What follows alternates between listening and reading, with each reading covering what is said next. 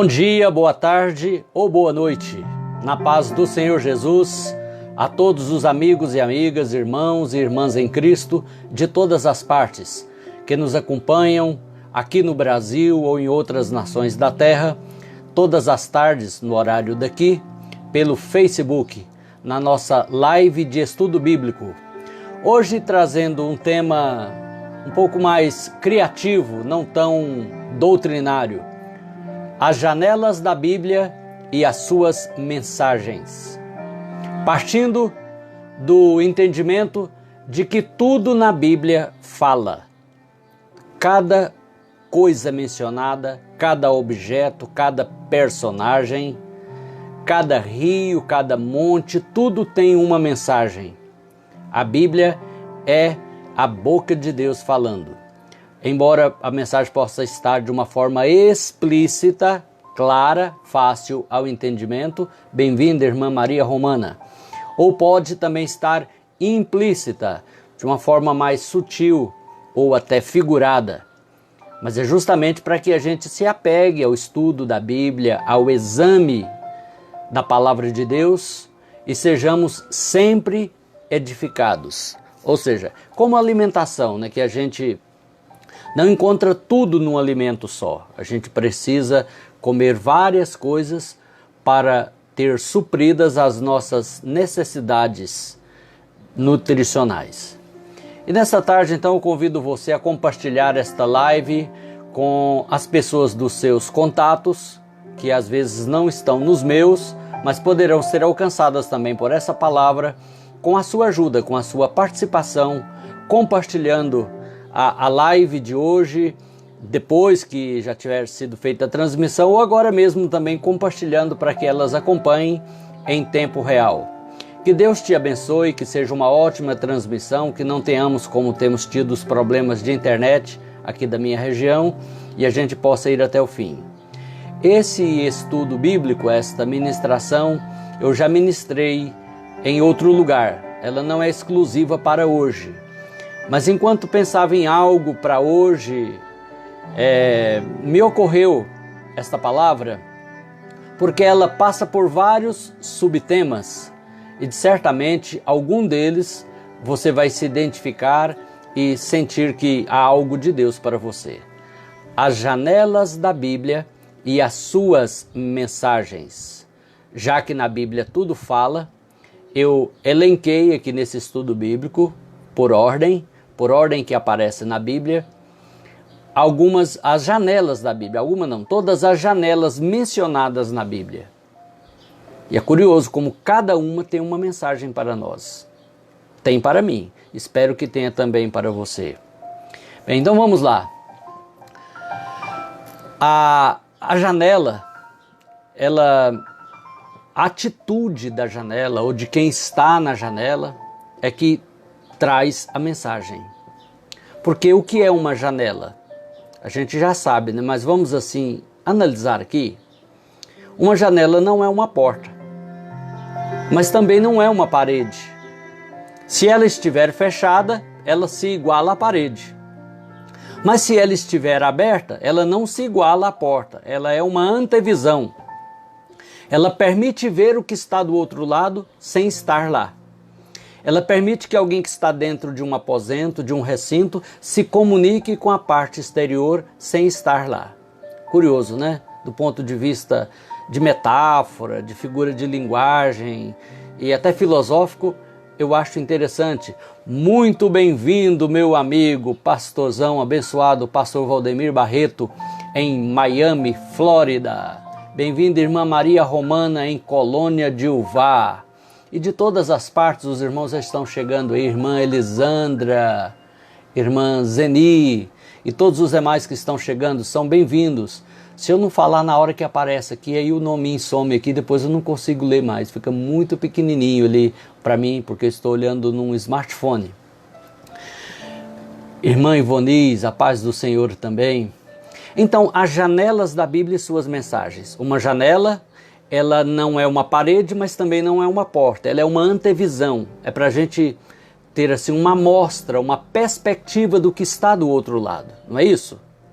Então, a Bíblia menciona algumas janelas que eu coloquei aqui por ordem para a gente analisar a mensagem de cada uma. E obviamente a primeira janela mencionada, reflexo aqui no óculos, né?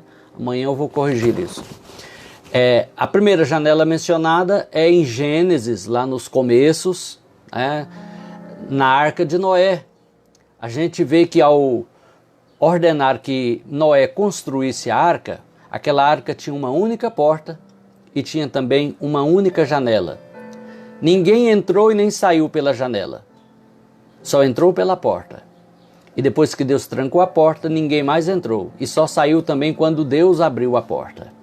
Porque Deus tinha o controle daquela salvação, daquele livramento dado a Noé e a sua família. E a janela, então, na Arca de Noé, ela tinha um propósito, que era estabelecer uma possibilidade de visão, de comunicação com o mundo exterior. Tanto o mundo que Noé e sua família viram pela última vez, antes de ser destruído, como também o novo mundo que eles viram pela primeira vez depois das águas do dilúvio baixarem. E eu quero ler, tá alto o fundo musical aí, irmão? Se tiver, me avisa, que esse microfone tem uma captação fenomenal e às vezes até cobre a voz. Eu quero ler em Gênesis 6,16, que diz assim, é Deus falando a Noé: farás ao seu redor, ao redor da arca, uma abertura de um côvado de altura. A porta da arca colocarás lateralmente, farás pavimentos na arca, um embaixo e um segundo e um terceiro. Será que é isso mesmo que eu deveria ler?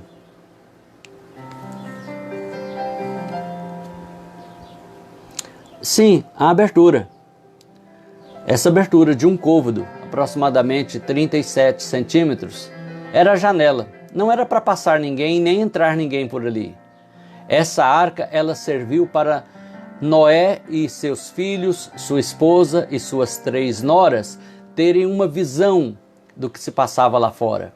E depois também serviu para uma experiência que Deus ordenou no coração de Noé, que foi soltar a pomba e depois soltar um corvo por aquela janela. A gente vê aqui o que significa essa janela, a separação entre duas realidades. Depois que as águas do dilúvio caíram, inundaram toda a terra, e a arca finalmente flutuou sobre as águas. Isso durou muito tempo, porque choveu de dia e de noite por 40 dias.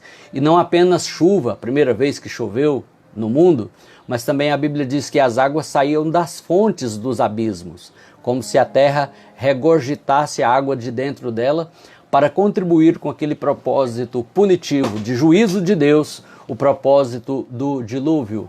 Bem-vinda, irmã Nilva Leão, convalescendo aí de uma cirurgia, que Deus abençoe, que tenha uma boa recuperação. Então, amados irmãos e irmãs, a janela da Arca de Noé, ela traz a mensagem de dilúvio, aliás, de juízo e de salvação, de morte e de livramento.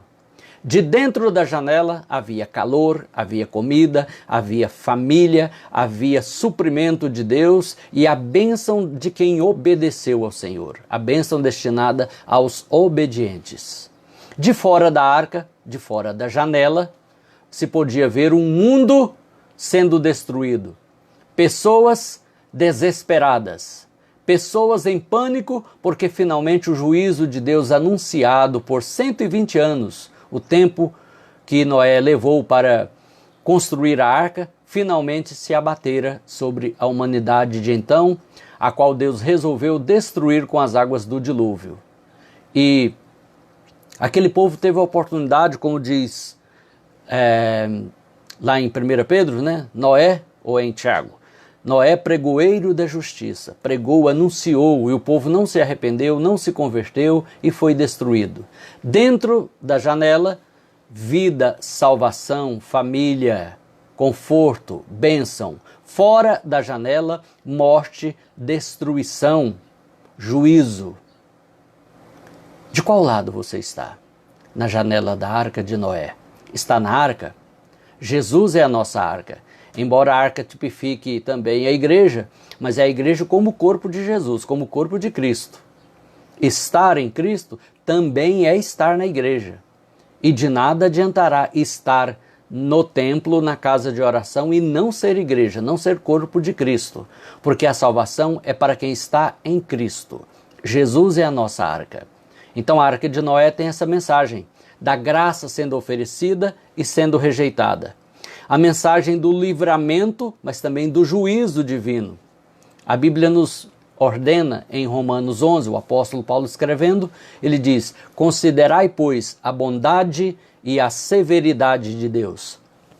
Como costumo dizer, Deus é bom. Verdadeiramente o Senhor é bom, mas não é bonzinho. Também há juízo, há castigo, porque Ele é soberano. Ele criou-nos para um propósito. E quando saímos desse propósito, que é pecado, é errar o alvo, então há consequências. Ainda que haja perdão, há consequências. Dentro da arca, calor, alimento e comunhão. E fora da arca, desespero, arrependimento tardio, arrependimento que já não resolve mais, e morte. E o que separava esses dois ambientes, estas duas realidades? Uma janela. E a gente vê que por aquela janela, depois de algum tempo, Deus ordenou que Moisés soltasse uma pomba.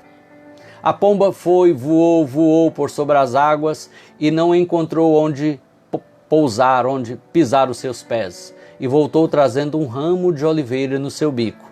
E foi novamente recolhida na arca. Porque pomba aponta para aquilo que é do Espírito Santo. O que é do Espírito Santo está na arca. Só tem na salvação. Só tem em Cristo. Jesus é a nossa arca. Mas depois de algum tempo Deus ordenou e Moisés também soltou um corvo, o primo do urubu, uma ave de rapina. E o corvo foi-se embora e não voltou, porque ele se deliciou com os cadáveres, com a podridão, com o que havia resultado da morte, do pecado. É a outra natureza, é aquilo que é do mundo e se apraz naquilo que é do mundo e que é da carne. Então esta é a mensagem da Arca de Noé. A gente caminha na Bíblia mais algumas páginas, alguns livros, e chega à janela da casa de Raabe, em Josué capítulo 2. Lembra que Josué, liderando o povo na conquista da terra prometida, ele enviou 2 espias para espiar a terra. E a primeira grande cidade adentrando a terra prometida era a cidade de Jericó. E ao chegar em Jericó como espiões, aqueles 2 foram percebidos. E ao perceber que tinham sido percebidos, eles se esconderam. Uma mulher prostituta da cidade, chamada Raabe, que tinha sua casa junto ao muro da cidade, os escondeu no meio da lenha, que era o combustível da época para cozinhar.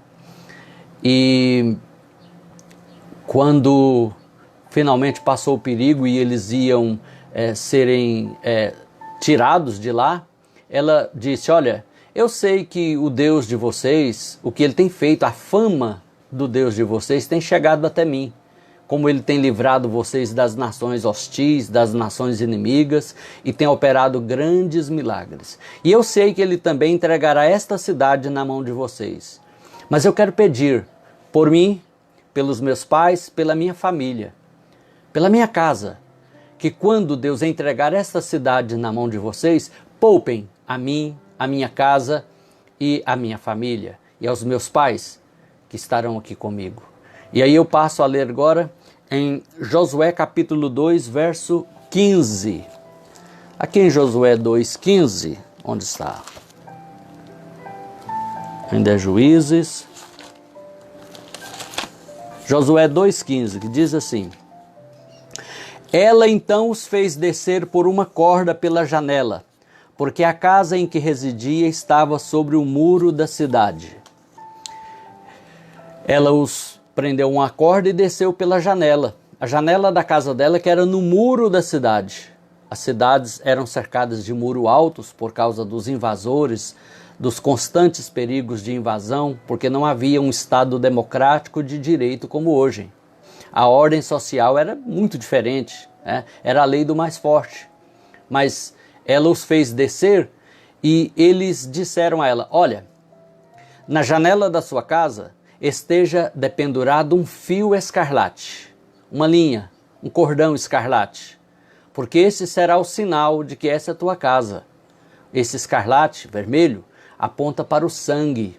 Era uma forma de dizer: o sangue de Jesus, o Cordeiro perfeito que ainda vai nascer e vai ser oferecido pelo resgate da humanidade, ele vai guardar e vai livrar a tua casa por causa da tua fé e por causa da tua obediência. Mas imagine que ela não dependurasse na janela da sua casa aquele fio, ficasse só com a fé, sem a obra, sem a ação.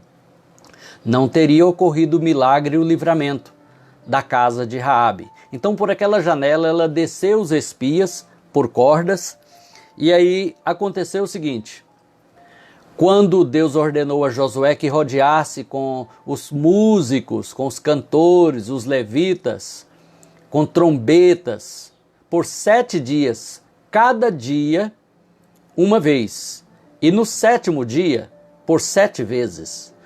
E quando fosse a 7ª vez que eles rodeassem a cidade, ao terminar aquele círculo de rodeio, eles deveriam dar um brado.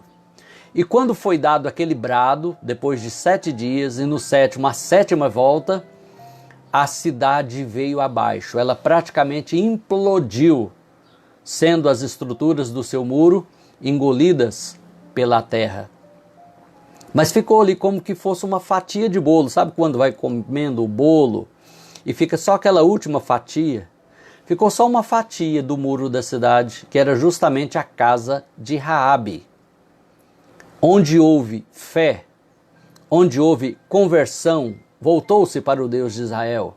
E onde houve obediência.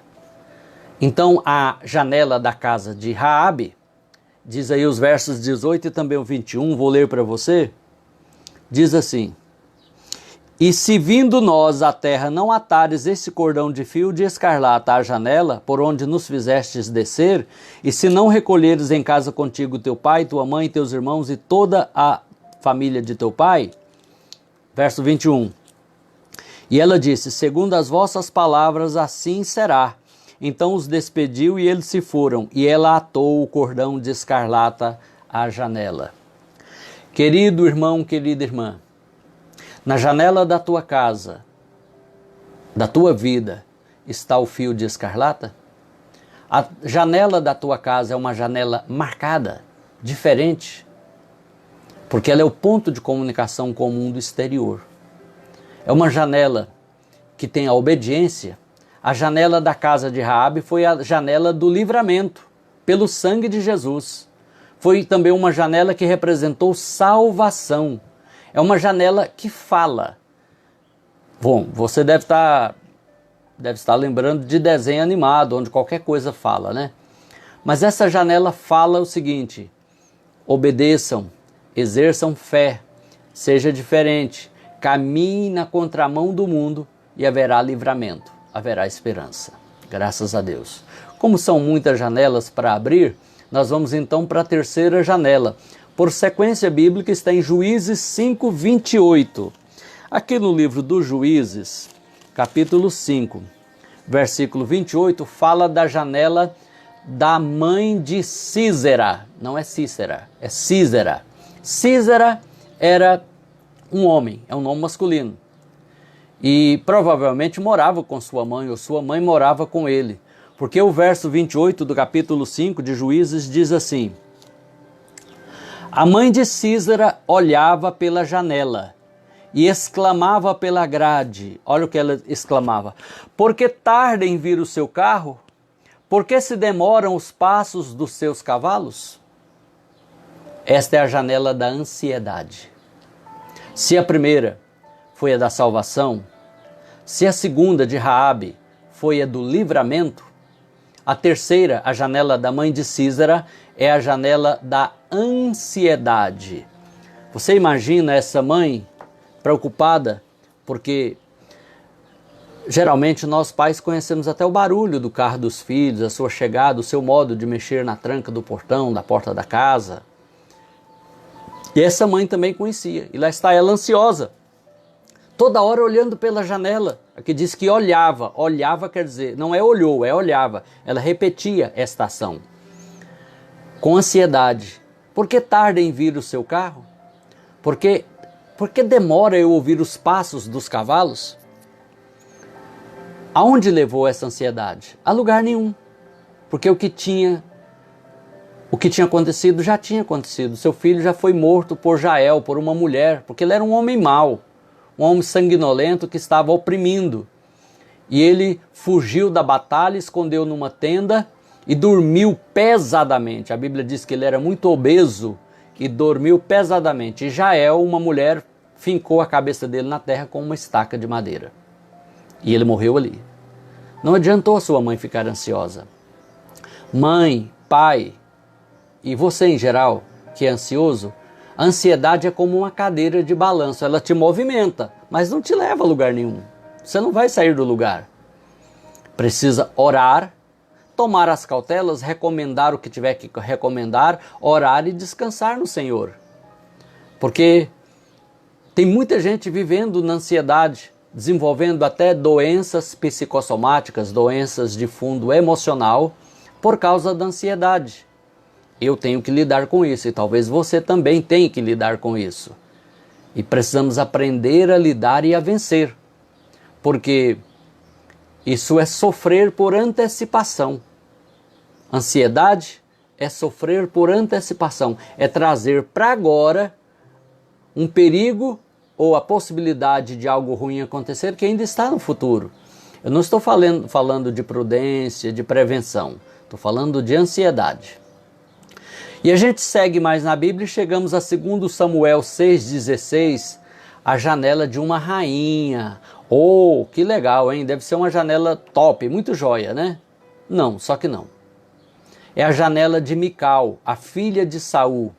Lá em 2 Samuel, capítulo 6, verso 16, vou achar aqui na minha Bíblia e vou ler para você. Antes de ler, quero contextualizar o seguinte. Essa Mical, filha de Saul, aqui o texto faz questão de mencionar, filha de Saul, por quê? Porque ela carregou consigo uma herança espiritual ruim do seu pai, da desobediência, da falta de temor a Deus, da falta de comprometimento com as coisas do Senhor. Davi saiu para ir a Kiriate, a casa de Obed-edom, para trazer a arca do Senhor. Da primeira vez deu errado aquele plano, foi o culto que não deu certo, porque caiu um raio do Senhor e matou Uzá, que era o guia dos bois, porque ele pôs a mão na arca do Senhor, e foi um fiasco, foi uma tristeza aquele dia, né? Um dia muito triste da história do povo de Israel, quando era para ser um culto fervoroso, terminou em morte porque Deus não gostou do culto. Não houve obediência. Mas agora Davi faz tudo certo, foi consultar o manual do fabricante, a lei do Senhor, a palavra de Deus, e aí deu tudo certo. Bem-vinda, irmã Sandra, que está também aí na Flórida, nos Estados Unidos. Bem-vindo, irmão Abdias. E Davi então faz vir a Jerusalém a arca do Senhor, em meio a cânticos, a celebrações, a sacrifícios, e quando entra na cidade, que ele percebe que está consumando o seu grande desejo de serviço espiritual, ele se alegra muitíssimo. Ele tira a sua capa real e veste-se de uma estola sacerdotal e começa a dançar, a bailar e adorar ao Senhor de todo o coração, em espírito. Ou como nós costumamos dizer, em espírito e em verdade. Enquanto isso, cadê a sua esposa, a rainha Mical? Não está lá com ele? Outras mulheres estão ali adorando junto com ele, mas cadê a esposa? Ah, ela não foi no culto. A esposa do líder não foi no culto. Mas por que ela não foi? Bom, permita-me advogar por ela. Pode ser que ela estivesse com uma doença grave. Não, mas não foi esse o caso. Pode ser que ela estivesse até impossibilitada de sair da cama. Não, também não foi. Porque ela olhava pela janela do palácio. Ela era uma espectadora. Qual posição que você está, minha irmã? Meu irmão? Porque essa palavra também é para homens. Você está olhando ou está comprometido, envolvido, fazendo, participando? Mical ficou só olhando pela janela. Que janela é essa, pastor Paulo? A janela da censura, daquela pessoa que não faz e critica quem está fazendo. Que coisa, hein? Eu acho muito forte esta situação. E o que ocorreu? Quando Davi bailava, não era mais roupa de rei, era roupa de adorador, era postura de adorador, se misturando com o povo de Deus, porque ele também era povo. Mical, a Bíblia diz, eu vou ler agora, 2 Samuel 6,16. Ao entrar a arca do Senhor na cidade de Davi, entenda, Jerusalém, Mical, filha de Saul, estava olhando pela janela e vendo ao rei Davi que ia saltando e dançando diante do Senhor, o desprezou no seu coração. Ah, Mical, faz isso não, minha filha. Ô rainha, faz isso não.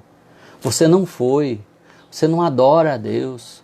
Está seguindo o caminho do coração do seu pai, um homem que foi até na feiticeira, um homem que não obedecia ao Senhor, que terminou por se matar,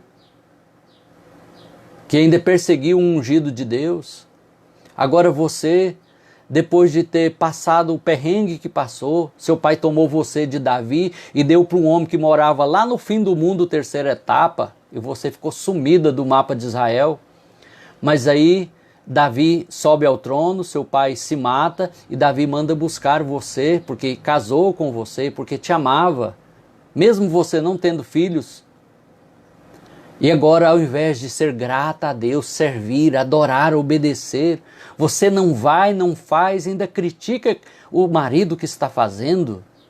Será que tem alguma mulher nesse planeta que acompanha essa live agora, que se identifica com esta palavra, que não está fazendo e não está apoiando o seu cônjuge na obra de Deus? Ou tem algum homem também que não vai à igreja e ainda põe dificuldades para a mulher congregar, para ela fazer qualquer trabalho na obra de Deus? É claro que com sabedoria, priorizando o lar, mas se não for feito por ti, quem fará? Anjos não descerão para fazer a obra de Deus. A arca ficou tempos longe do seu lugar, porque agora Davi estava fazendo o certo. E onde está Mical para apoiá-la? Bem-vinda, irmã Marisa Félix, de Petrolina, Pernambuco. Olha aí, irmã Marisa, a mulher não foi, o marido foi, ela viu ele adorando, ao invés de ser tocada, ao menos de remorso, falar, poxa, que bênção, e eu aqui, né, nessa frieza, nem fui. Ela o desprezou no seu coração. Papai do céu, será que isso vai ficar de graça? Mical, será que isso vai te custar alguma coisa? Sim. Vou ler mais para você ver. Mas não tem perdão? Tem, mas tem consequência. Pecado tem perdão, mas tem consequência. Vou ler também a partir do 17. E introduziram a arca do Senhor e puseram-na no seu lugar, na tenda que lhe armara Davi. Ainda não tinha sido construído o templo. Davi quis fazer, mas Deus disse, não, é Salomão teu filho em teu lugar que eu fará. Mas fizeram uma tenda específica para a arca do Senhor. E este trouxe holocaustos e ofertas pacíficas perante o Senhor. Tendo Davi trazido holocaustos e ofertas pacíficas, abençoou o povo em nome do Senhor dos Exércitos. Mas sua casa não estava lá, né? Mical não estava lá. Cadê a rainha? Aí ele vai e entra na casa dele, eu vim aqui abençoar a minha casa também. Que adiantou abençoar só o povo e não abençoar a minha casa? Mas como que abençoou? Olha que dificuldade, irmãos. Verso 18, 19. E repartiu a todo o povo e a toda a multidão de Israel, tanto homens como mulheres, a cada um bolo de pão, um bolo de pedaço de carne, um bom pedaço de carne, digo melhor, e passas. Então se retirou todo o povo, cada um para a sua casa. Verso 20.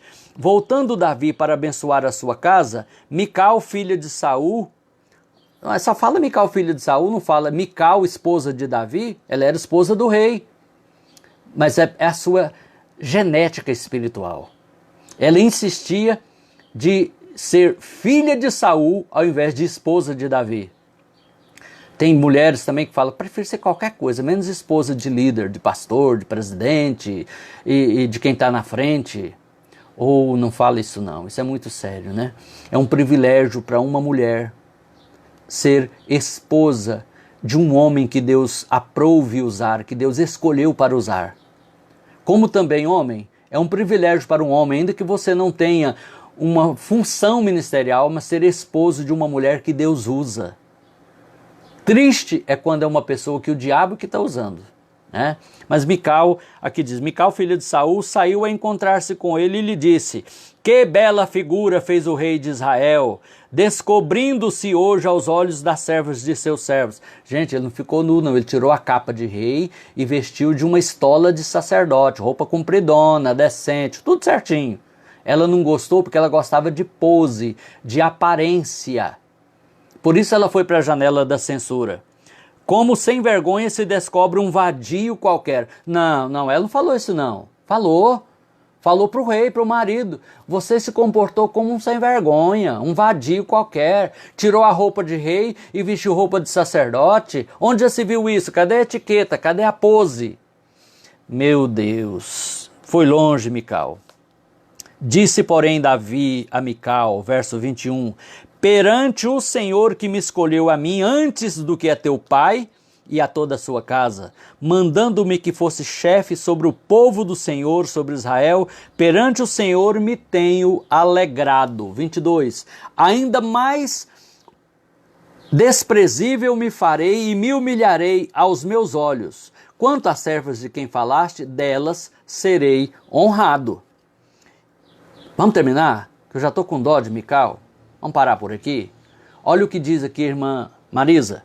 Verso 21. Mical, filha de Saul, não teve filhos até o dia da sua morte. Não teve. Você pode pensar, não, pastor, mas alguém pode não gerar filhos por uma incapacitação genética. Mas nesse caso aqui não foi, não. A menção da sua infertilidade está intimamente relacionada à sua atitude, ao seu comportamento. Porque espiritualmente também uma pessoa com um coração assim não pode gerar filhos espirituais. Uma pessoa que está na janela da censura, que não obedece, não faz e critica quem está fazendo, que filhos vai gerar? Porque os filhos são gerados no amor, né, no desprendimento, na entrega, no sacrifício pelas coisas de Deus. Nós geramos filhos espirituais. Bem-vinda, minha irmã, minha amiga, irmã pastora Marinete Canedo Fraga Martins, aí da Fazenda, no município de Niquelândia. Deus lhe abençoe. Essa janela é a janela do castigo de Deus para uma mulher que estava na janela da censura. Se você está disposta a fazer, faça de todo o coração. Mas se não está, não censure, não critique. Ao menos apoie, ajude quem está fazendo. Mas também se não quer ajudar, boca fechada, não critique, não murmure. Porque Deus tem bondade, mas também tem severidade. Deus é bom, mas não é bonzinho. Vamos de novo para mais uma janela e outra vez uma mulher na janela. Olha, irmãos, até parece que é marcação. Bem-vindo, irmão Joilson, pastor Joilson. Parece que é só mulher que fica na janela, né? Não, talvez as mulheres em alguns tempos e alguns lugares, por ficar mais em casa, talvez frequentasse mais a janela. Mas a janela também é para homem. E aqui a gente vai ver agora a janela de Jezabel. Está até passando uma série aí na TV Record. É claro, com muita criatividade e com muitos adendos que não está na Bíblia. Mas é aquela mesma personagem lá da novela, só que na Bíblia, né? E lá em 1 Reis 9:30, fala que essa mulher, que já foi personagem de uma live minha agora há algumas semanas, a síndrome de Jezabel, você pode verificar aí na minha linha do tempo, ela também foi para uma janela. A janela da vaidade, a janela da erotização, que é mais do que a vaidade, a janela de um comportamento errado para uma mulher casada. Ela era mulher do homem banana. Como é que era o nome do marido dela? Me fugiu agora o nome, né? Tão inexpressivo. Esse rei, marido dela, se casou com ela, sendo ela uma mulher pagã, gentia, idólatra. E agora ela percebe que o reino do marido dela e dela, porque ela que mandava, está a perigo, porque já o rei de Judá, o país vizinho, porque Israel agora já estava dividido, ele vem para tomar o poder. E percebendo que ia sobrar na história, que ia perder a sua posição, ela então faz o quê? Deixe-me ler. 1 Reis 9:30. Diz assim. Não, então não é primeiro, então é 2 Reis 9:30. Anotei errado aqui. Vamos lá. 2 Reis, capítulo 9, verso 30. A rainha de Jezabel. A janela de Jezabel. Tendo Jeú, era o rei de Judá, chegado a Jizreel, que é onde ela morava. O seu marido Acabe tinha uma propriedade ali, tinha família lá. Então, embora a capital fosse Samaria, mas eles tinham a sua casa de lazer, de campo, lá em Jizreel. Sabe que casa era essa? Era aquela que ela fez o marido tomar, ela fez uma emboscada para matar o dono daquela quinta, daquela chácara, daquela propriedade, porque o homem não quis vender, porque ela era herança, e ela tomou à força. E lá nessa casa em Jizreel, diz aqui o texto, 2 Reis 9:30. Então Jezabel ficou sabendo, e quando soube, pintou-se em volta dos olhos e enfeitou a cabeça e olhou pela janela. Peraí, o que está de errado em uma mulher se maquiar adequadamente? A meu ver, nada errado. E dar um tchan no cabelo, arrumar, também nada errado. Mas por que a questão é a motivação, o motivo da ação? Porque Deus olha para isso também. Ela queria encantar, enfeitiçar, olhar com um olhar libidinoso de atração carnal, sexual para o rei Jeú, para ver se o enlaçava com seus encantos e se livrava da mão de Deus que estava com ele para poder tirar ela do trono junto com seu marido Banana, pamonha. Não, banana é coisa boa e pamonha é melhor ainda, né? Goiano gosta muito de pamonha. O seu marido sem hombridade, um homem sem hombridade. Ela então estava resolvida a tentar na vaidade carnal a um homem casado, a Jeú. E o que acontece? Vou ler. Verso 31. Ao entrar Jeú pelo portão do palácio, disse ela: teve paz Zinri, que matou a meu senhor? O marido dela tinha sido morto, Acabe. O outro rei lá, o Zinri, tinha matado o marido dela, Acabe. O Acabe acabou.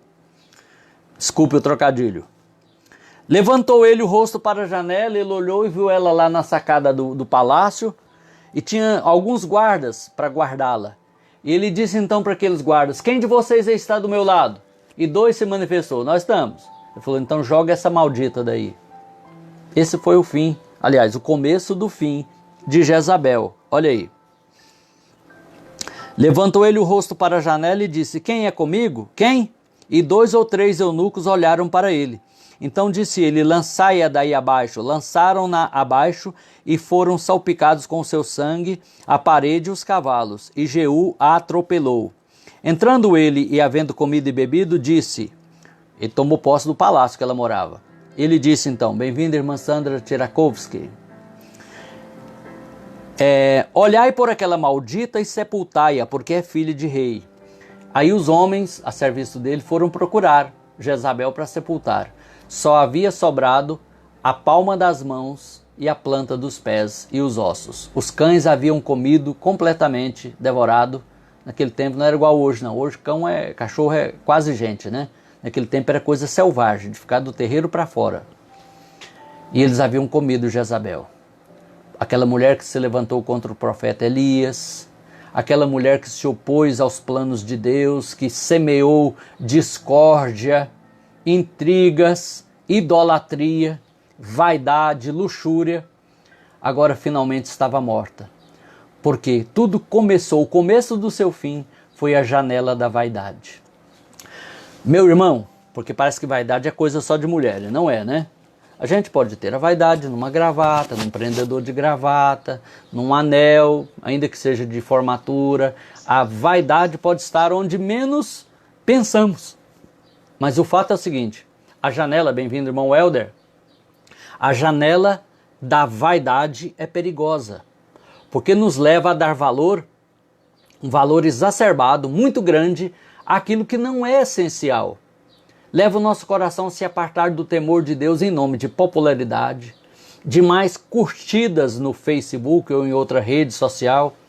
Às vezes eu percebo aí uma mulher casada recebendo cantadas escrachadas, explícitas de outros homens numa rede social, e ela curtindo tudo e rindo e pondo carinha lá de satisfeito, ou quando muito dizendo kkk, não é nada disso, e o cara tá chegando o lero mesmo, a conversa. E ela, cada hora põe uma foto diferente para mostrar assim, eu sou a top 5 e estou gostando disso.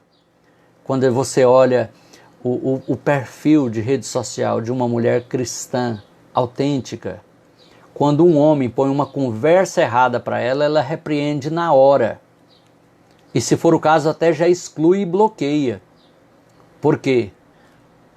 Porque aquilo que Jezabel queria oferecer para Jeú não era apropriado, ele era um homem casado e ela tinha enviuvado naquele dia, né? Ainda que vamos considerar que ela fosse viúva.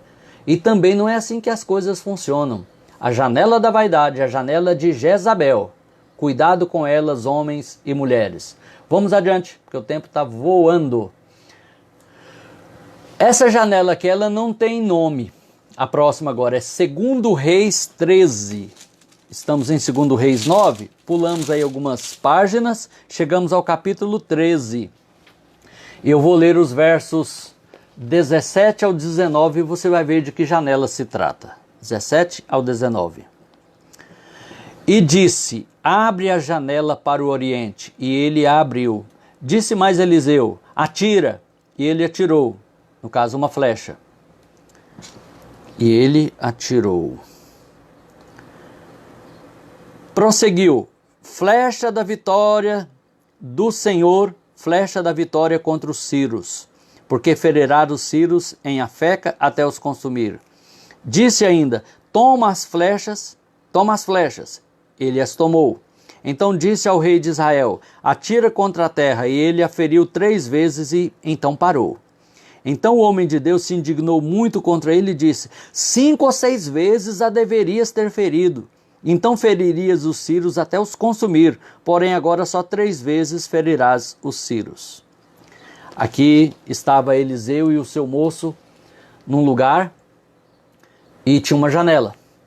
E Eliseu então fez ali uma espécie de um enigma ou um procedimento de cunho profético com o seu moço, dizendo, lança uma flecha pela janela. Ele lançou. Obedeceu, né? Ele disse, agora pega lança mais flechas. Ele lançou 3, ele falou, só 3. Se você lançasse 5, eram 5 vitórias contra os sírios, eles seriam totalmente destruídos, mas só 3.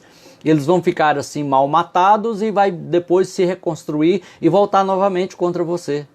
É a janela da fé, a janela que dispara a flecha da fé. Irmãos, quando a gente está para buscar a Deus por uma situação, vamos buscar até alcançar a plena vitória. É o insistir na fé, é o perseverar na oração. Jesus disse, buscai, buscai, batei, batei, pedi, pedi. A repetição significa persistência. Quantas vezes, irmã Marinete, nós temos sido como aqueles meninos que saem da escola lá 11, 11h30, aqui em Goiânia, e vai embora a pé para casa, que já é menino aí de 12, 13 anos, e eles passam na porta das casas, aperta a campainha e corre. Se a gente não tiver câmera para ver o que se passa, a gente vai lá fora, abre o portão para ver que não tem ninguém, eles já correram. Quantas vezes também a gente se põe diante de Deus, começa a orar e chorar por alguma coisa, e daí a pouco já parou de orar e de chorar há muito tempo, né? Mas parou de orar e não está mais na posição que Deus quer nos dar a resposta. Mas Eliseu ensinou aquele moço, falou, olha, você deveria ter insistido, lança 1, 2, não tem mais flecha aí na aljava? No depósito de flechas? Tem muito, tem umas 20. Lançasse ao menos 5, que seria, porque cada flecha que você lançou vai ser uma vitória que você vai ter contra o exército dos sírios. Então, irmãos, as flechas da nossa fé, tem a janela para ser lançada, a janela da fé, a janela da oportunidade. Se você tem fé, se você tem confiança, tem promessa de Deus, insista, persista.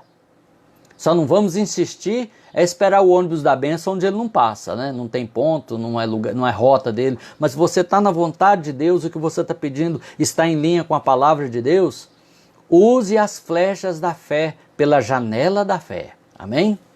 Vamos adiante, porque é uma palavra longa e o tempo não espera. Já estamos aí há quase 50 minutos. Então vamos lá. As janelas de Daniel. Daniel 6:10. Essa você vai se lembrar, né? Daniel, aquele foi moço ainda, adolescente para a Babilônia, ocupou cargos importantes porque havia nele um interior, um espírito excelente de alguém que teme a Deus, que tem sabedoria, que tem prudência. E ele ocupou cargo em 3 reinos subsequentes. Trocava de rei, mas Daniel estava no cargo, porque era um homem competente, além de temente a Deus. Aí fizeram aquela emboscada para ele parar de orar. E ele não parou de orar, porque a oração para ele era uma janela para o céu. E olha o que diz Daniel 6:10. Vou recitar de cor. Daniel, pois, quando soube que a escritura estava assinada, entrou na sua casa e subiu para o seu quarto. Ora, havia em seu quarto janelas abertas para a banda de Jerusalém. E Daniel se pôs de joelhos e orou ao seu Deus, como também antes costumava fazer. Tinha costume de orar, proibiu a oração e não parou de orar. Quando a gente tem dificuldade para orar, sabe o que a gente precisa? Orar. Quando a gente não gosta de orar, sabe o que a gente tem que fazer? Orar. Quando não está tendo tempo de orar, sabe o que a gente está precisando? De orar. E foi isso que Daniel fez. E o Senhor o livrou da cova, na cova dos leões. Porque aquelas janelas eram as janelas para o céu. Quando a gente ora de verdade, Daniel fez aquilo que Jesus ia ensinar também lá no Novo Testamento. Jesus falou, entra em teu quarto, fechada a tua porta, orarás a teu pai que te vê em secreto, e teu pai que te vê em secreto te ouvirá. Será que temos feito isso, irmãos? Além, é claro, das reuniões regulares de oração na igreja, mas nós não estamos na igreja todo dia, toda hora, na casa de oração, mas nós temos na nossa casa o nosso quarto, onde a gente pode entrar e orar. É o quarto de guerra, como diz aquele filme. E foi isso que Daniel fez. E quanta gente só sabe pedir oração e não ora. Paga os outros para orar, mas não ora. Vai em tal e tal, todo mundo sabe qual, pôr dinheiro no envelope para receber a oração, mas orar mesmo não ora. Tem janela na sua vida, não? Daniel tinha janelas da fé, janelas para o céu, para orar e falar com Deus. Você também que é cristão, você pode falar com o Pai em nome de Jesus e não paga nada. Não paga nada. Talvez o alto preço da oração é o preço de orar, que tem gente que prefere pagar do que fazer, né? Então as janelas de Daniel, as janelas da oração perseverante, da oração corajosa, porque havia um alto risco envolvido naquele ato de orar. As janelas da oração humilde, diz que ele se humilhava e orava ao seu Deus, como também antes costumava fazer. As janelas que fazem contato com o trono de Deus, que maravilha, né? O recurso da oração, mais poderoso do que a bomba atômica. Mas vamos adiante, o tempo voou, eu me detive muito nas primeiras janelas e ainda tem algumas para abrir. Ainda temos 3 janelas para abrir. Então vamos aqui às janelas de Malaquias 3:10. Você se lembra? Deus diz lá ao povo, olha, vocês estão me desprezando, trazendo animal imundo para dar de oferta e fazendo muxoxo, né? Desprezo quando está fazendo as coisas de Deus. Tem gente que presta culto a Deus assim também, fazendo muxoxo. Não gosta disso, não gosta daquilo, não gosta daquilo outro. É cheio de mimimi. E Deus estava aborrecido com aquilo. E ainda para piorar, o povo não estava dando a Deus nem o que era devido ao Senhor, que não é nem dar, é devolver, né? Que são os dízimos e as ofertas. E Deus diz assim, trazei todos os dízimos, não apenas alguns, todos os dízimos, à casa do tesouro, e depois fazei prova de mim, diz o Senhor, se eu não vos abrir as janelas, no plural, eu abrir. Quem é que abre essas janelas? O próprio Deus. Se eu não vos abrir as janelas do céu e derramar sobre vós uma bênção tal que dela vos advenha a maior fartura, a maior abastança. Que maravilha, né? Mas essas janelas não têm controle remoto, não é o bispo, não é o apóstolo, não é o pastor, não é aquele irmão abençoado que abre elas, não. Quem abre é o Senhor. E Deus é soberano. Ele abre na hora que Ele quer, na hora que Ele sabe que você está pronto. Ele abre as janelas do céu e derrama bênção tal que é uma grande fartura o resultado desta bênção. São a janela do céu, né, não é da terra. É plural, é Deus quem abre, é a janela do dizimista e ofertante fiel, onde são derramadas bênçãos sem medida. Então não está falando só de bênção financeira, são bênçãos sem medida. Agora vamos ao Novo Testamento, temos duas janelas para abrir no Novo Testamento. E essa próxima agora é de um jovem. Você aí que é jovem, ou pensa que é jovem, né, e está acompanhando essa live, olha aí.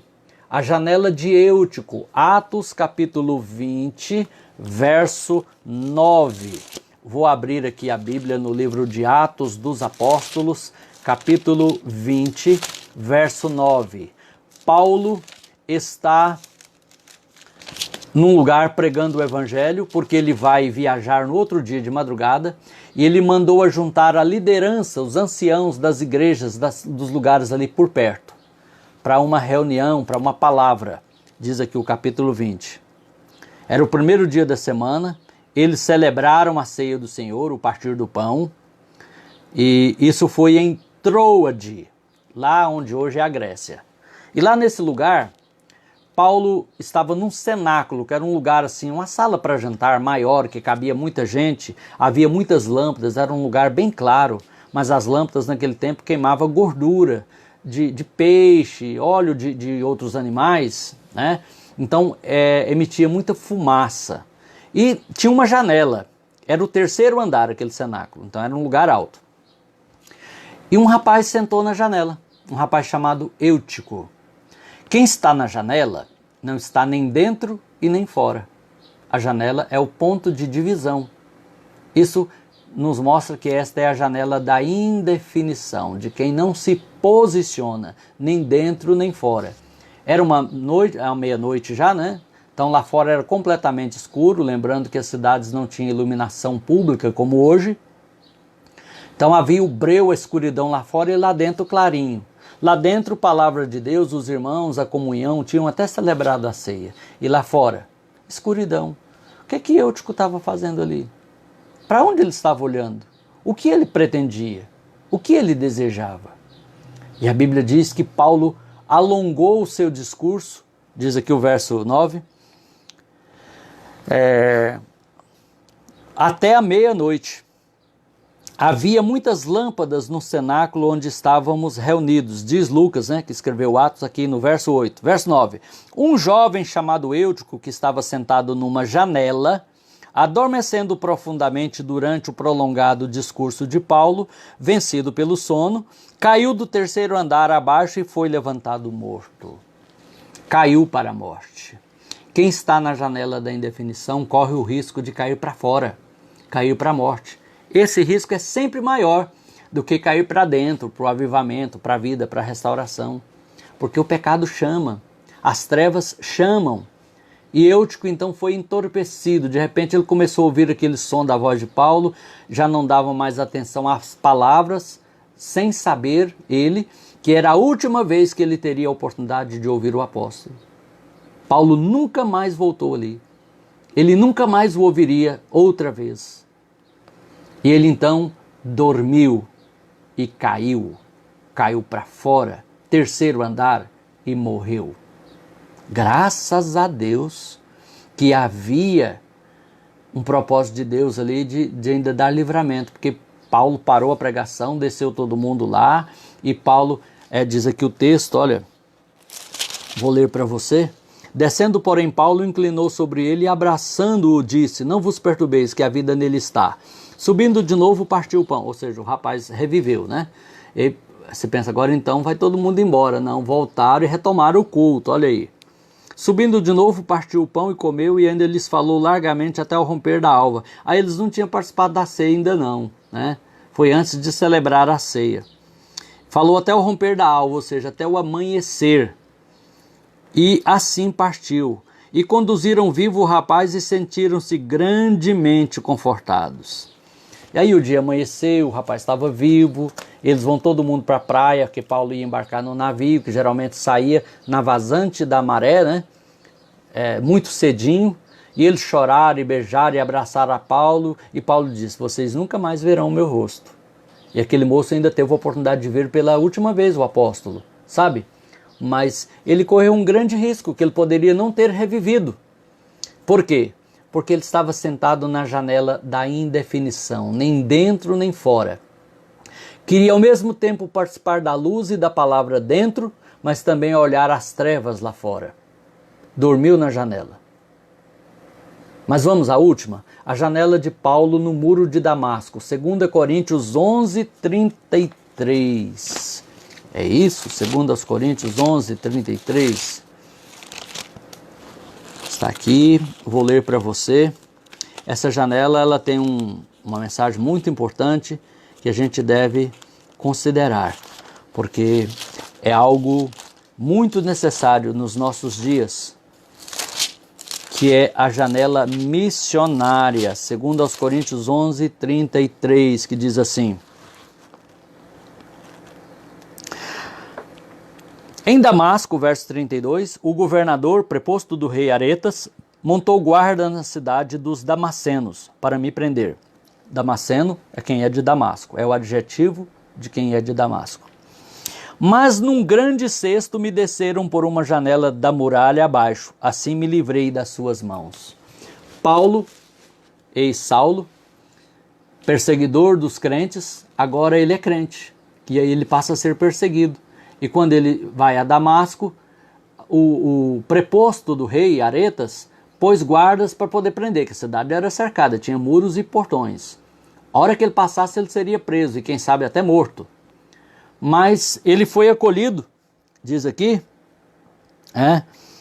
e aqueles irmãos que o acolheram, deu livramento para ele, pôs ele num cesto, amarrou corda no cesto e desceu ele pelo muro da cidade. E ele escapou e foi ser missionário. Tudo que Paulo fez daí em diante como servo de Deus, os livros do Novo Testamento que ele escreveu, as suas cartas, as muitas igrejas que ele plantou no seu ministério apostólico, missionário, tudo se deve àquele livramento daquelas mãos que o desceram por aquele cesto no muro de Damasco. São as mãos que usaram aquela janela no muro para descer um missionário. É a janela missionária. A janela da obra missionária. Quando você contribui com missões de verdade, missionária de verdade, obra missionária mesmo. Não é gente que não quer trabalhar e anda para baixo para cima falando que é missionário e pegando oferta, não. Estou falando de coisa séria. Obra de Deus feita com seriedade.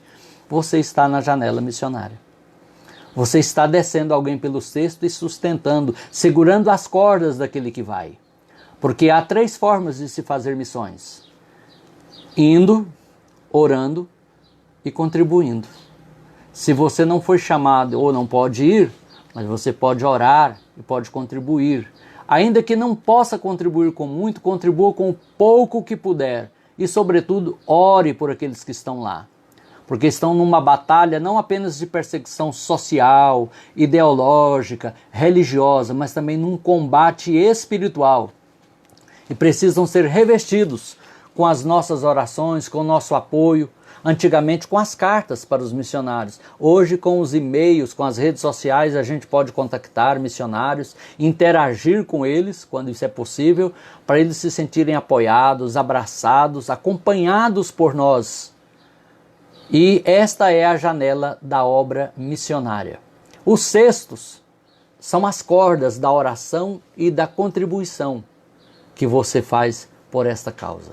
Que Deus te abençoe no nome de Jesus. Eu gostaria de, nessa tarde, orar por você, por sua casa e por sua família. Me desculpando porque quase alcançamos 1 hora de live, né? É muito tempo. Se você